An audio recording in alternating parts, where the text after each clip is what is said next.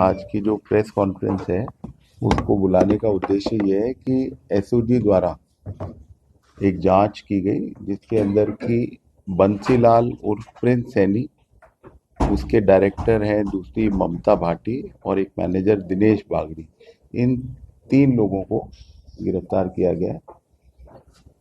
काफी लंबे समय से एक प्रकरण भोपालगढ़ के अंदर और उसके आसपास के क्षेत्रों में चर्चित था, जिसके अंदर की स्कॉर्पियो देने की बात चल रही थी कि 5-6 लाख रुपए के अंदर स्कॉर्पियो को बांटा जाएगा।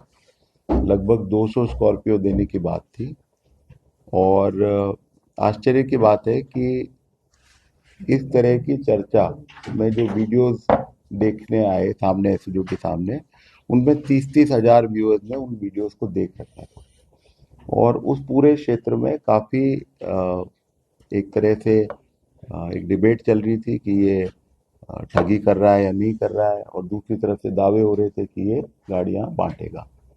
जबकि ये बहुत साधारण तरीके से समझा जा सकता था कि कोई डिपॉजिट्स नहीं ले सकता। जो बड्स एक्ट है उसके अंदर किसी भी प्रकार की कोई भी डिपॉजिट लेना, एक पर्टिकुलर लिस्ट है, उसी के जो लोग हैं वही लोग डिपॉजिट्स ले सकते हैं, बाकी कोई भी व्यक्ति डिपॉजिट्स नहीं ले सकता। ये simple case of buds act था। इसके साथ में जो इनके जो अकाउंट में जो पैसे थे और जो इनकी वेबसाइट थी, इनका जो काम करने का तरीका था, उससे बिल्कुल स्पष्ट था कि ये ठगी करने वाले थे। तो जब एसओजी की जांच हुई तो उसमें स्पष्ट था कि प्रिंस सैनी नाम का व्यक्ति जो है वो आम लोगों को ठग रहा है। और इस जांच के पश्चात एसओजी में मुकदमा दर्ज करके इनको गिरफ्तार किया गया है। जो इसका काम करने का तरीका था वो ये था कि वो लोगों में विश्वास पैदा कर सके। इसके लिए बड़े बड़े आयोजनों में जाना, स्कूलों में जाना, डोनेशन जैसी चीज को सामने भी आई है, जो जांच में सारी बात सामने आएगी। और बहुत सारा कैश में काम किया, कोई भी पैसे जो है अकाउंट्स के अंदर नहीं आ रहे थे। और जो लास्ट में अलार्मिंग चीज थी वो ये थी कि करीब 2360 रुपए की एक स्कीम चला दी, जिसके अंदर की एक सो कॉल्ड सोशल मीडिया के सर्विसेज का नाम दिया, जबकि वो ना तो वेबसाइट बनी हुई है, ना ऐप बनी हुई है, ना उसका कोई बेस है। और उसके पीछे कोई लॉटरी देना और क्रिप्टो के अंदर देना, टोटल ठगी का कार्यक्रम चल रहा था। और आरंभिक पूछताछ में ये बात आई है कि इसका इरादा था कि कम से कम 30 लाख लोगों तक ये पहुंचे और ठगी के बड़े अमाउंट को ये प्लान कर रहा था।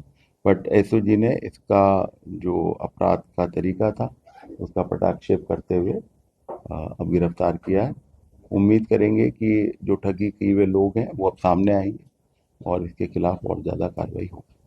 एसओजी को कैसे पता चला कि ये व्यक्ति विशेष लोगों के साथ ठगी करने वाला था या उसका प्लान बनाने वाला था, और कितना अमाउंट का इसका वो प्लान था कि मुझे इतना पैसा रिकवर करना लेना है? देखिए, ये मैंने आपको बताया है कि जब हमारे पास ये शिकायत आई तो ये ऑलरेडी वहाँ का काफी चर्चित केस था। ऐसा नहीं था कि किसी को नहीं पता हो।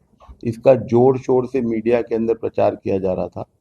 तो कोई सीक्रेसी की बात नहीं थी। जैसे एसओजी के सामने आया तो हमारे सामने क्लियर था कि ये तो खुलेआम ही अपराध कर रहा है।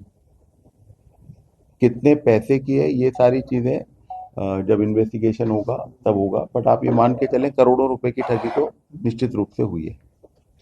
आराम से कितना बॉल फिगर 200 करोड़ 100 करोड़? देखिए, ये जो सामने आई है बात, लगभग 200 गाड़ियों की बात कह रहे हैं। और 5-6 लाख रुपए, 7 लाख रुपए लोगों से ले रहे हैं। तो आप गुणा कर लीजिए। उसमें भी जो आरंभिक पूछताछ है उसमें आई है कि लोगों ने 6 लाख रुपए से भी ज्यादा, कई लोगों ने 25-25 लाख रुपए भी दिए हैं।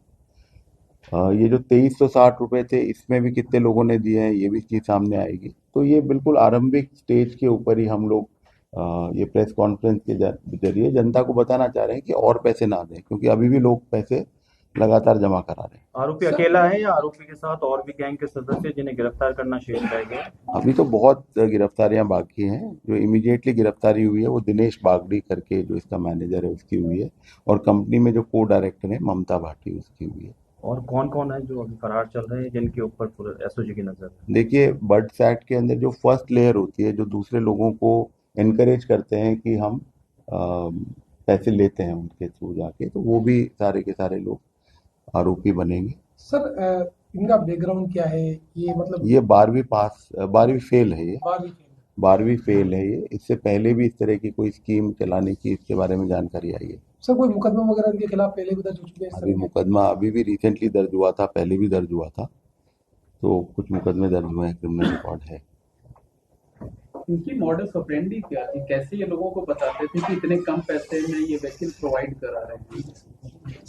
इनकी मोडस ऑपरेंडी ये थी कि इन्होंने ये भ्रमजाल फैलाया है कि इन्होंने अपने बिजनेस मॉडल से बहुत ज़्यादा पैसा कमा लिया है, और जो लोगों ने कैपिटल रेज करने में या कंपनी की सहायता करी, उनको ये फायदे के रूप में या एक रिवॉर्ड के रूप में इतना एक स्कॉर्पियो देंगे। देखिए, ये वाला जो पार्ट है, मनी ट्रेल वाली जो पार्ट है, ये पहले ही दिन अभी अरेस्ट हुए, तो कहना थोड़ा सा जल्दबाजी होगी, पर जैसे जैसे चीज़ सामने आएगी। लेकिन बहुत क्लियर है कि करोड़ों रुपए की ठगी तो निश्चित रूप से हुई है। तो ये कितने लोग थे जो इस पूरे काम में लगे हुए थे? मैंने आपसे बताया कि ये कन्विंस कर रहा था लोगों को। अगर आप वीडियोस भी देखेंगे, जैसे आपके सामने ही, अगर आप लोग खुद ही एक सेकंड देखें, आप सिर्फ प्रिंस सैनी नाम से आप गूगल में सर्च कर लें, कितने तरह के वीडियोस और कितने तरह की बातें आपके सामने इमीडिएटली आ जाएंगी।